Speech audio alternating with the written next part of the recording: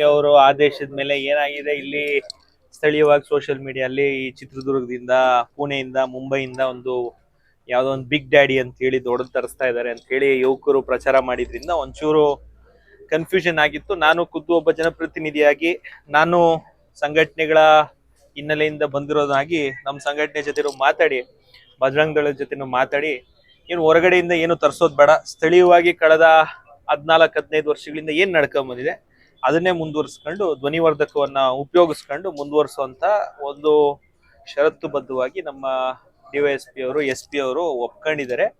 ನಾವು ಒಂದು ಪಾಪ ಹುಡುಗರಿಗೂ ಒಂದು ಉತ್ಸಾಹ ಇತ್ತು ಏನೋ ಹೊರಗಡೆಯಿಂದ, ಯಾಕಂದ್ರೆ ಚಿತ್ರದುರ್ಗದಲ್ಲಿ ನೀವೆಲ್ಲ ನೋಡಿದೀರಾ ಲಕ್ಷಾಂತರ ಜನ 5-6 ಲಕ್ಷ ಜನ ಸೇರ್ತಾರೆ. ಆ ಚಿತ್ರದುರ್ಗದಲ್ಲಿ ನಡೆಯುವಂತ DJ ಇಲ್ಲಿ ಮಾಡಬೇಕು ಅಂತ ಒಂದು ಉತ್ಸಾಹ ಇತ್ತು. ಆದ್ರೆ ಕಾನೂನು ಅದಕ್ಕೆ ಪರ್ಮಿಷನ್ ಕೆಲವೊಂದು ಷರತ್ತುಗಳಿರೋದ್ರಿಂದ ಪ್ಲಸ್ ಈಗ ಏನು ನಮ್ಗೆ ನಾವು ಇರೋದು ಸಹಕಾರ ಕೊಡ್ಲಿಕ್ಕೆ, ಪೊಲೀಸರು ಇರೋದು ನಮ್ಮ ಸೇಫ್ಟಿ ಮತ್ತು ನಮ್ಮ ಸಹಕಾರಕ್ಕೋಸ್ಕರ. ಸ್ಥಳೀಯವಾಗಿ ದೊಡ್ಡಬಳ್ಳಾಪುರ ಅತಿ ಶಾಂತಿಯುತ ತಾಲೂಕು, ಎಲ್ಲೂ ಯಾವತ್ತೂ ಯಾವುದೇ ರೀತಿಯಾದಂತ ಆತಂಕ ಪಡುವಂತ ಯಾವುದೇ ಅನೈತಿಕ ಚಟುವಟಿಕೆಗಳಾಗ್ಬೋದು, ಯಾವುದೇ ಘಟನೆಗಳು ಇವತ್ತವರೆಗೂ ಆಗಿಲ್ಲ.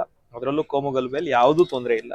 ಎರಡೂ ಕೋಮುಗಳು ಅತಿ ಅನ್ಯೋನ್ಯವಾಗಿರುವಂತ ಶಾಂತಿಯುತವಾದಂತಹ ತಾಲೂಕು. ಹಾಗಾಗಿ ಯಾವುದೇ ಸಮಸ್ಯೆ ಆಗಲ್ಲ ಅಂತ ಹೇಳಿ ನಾನು ಪುನರ್ರಚನೆಯನ್ನ ಮಾಡಿದ್ದೀನಿ.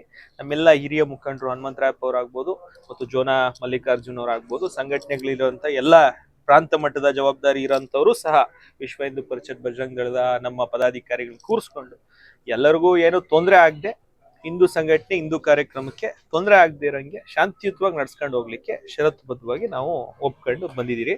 ಅದು ಅದೇ ಹೇಳಿ ಚಿತ್ರದುರ್ಗದೊಂದು ನಮ್ಗೆ ನಿರ್ಬಂಧ ಮಾಡಿದ್ದಾರೆ, ಅದನ್ನ ತರಲ್ಲ ಅಂತ ಹೇಳಿ ನಾವು ಸಹ ಒಪ್ಕೊಂಡು ಈ ನಾಳೆ ಏನು ಶ್ರೀರಾಮನವಮಿ ಪ್ರಯುಕ್ತ ಶೋಭಾಯಾತ್ರೆ ಮತ್ತೊಮ್ಮೆ ವಿಜೃಂಭಣೆಯಿಂದ, ಯಾಕಂದ್ರೆ ಕಳೆದ 6-7 ವರ್ಷಗಳಿಂದ 1 ಲಕ್ಷಕ್ಕೂ ಅಧಿಕ ಜನ ಬಂದು ಭಾಗವಹಿಸುವಂತ, ಇಡೀ ಪ್ರಾಂತ ನೋಡುವಂತ, ಇಡೀ ರಾಜ್ಯ ನೋಡುವಂತ ಒಂದು ಕಾರ್ಯಕ್ರಮವನ್ನ ಯಶಸ್ವಿಗೊಳಿಸ್ಬೇಕು. ಹಿಂದೂ ಬಂಧುಗಳು ಎಲ್ಲ ಹಿಂದೂ ಯುವಕ ಯುವತಿಯರು ಹಿಂದೂ ಬಂಧುಗಳು ಬಂದು ಶ್ರೀರಾಮನ ಈ ಬೃಹತ್ ಶೋಭಾಯಾತ್ರೆಯಲ್ಲಿ ಭಾಗವಹಿಸಬೇಕು. ನಾಳೆ ಮಧ್ಯಾಹ್ನ 1:30-2 ಗಂಟೆಗೆ ಶುರು ಮಾಡ್ತೀನಿ.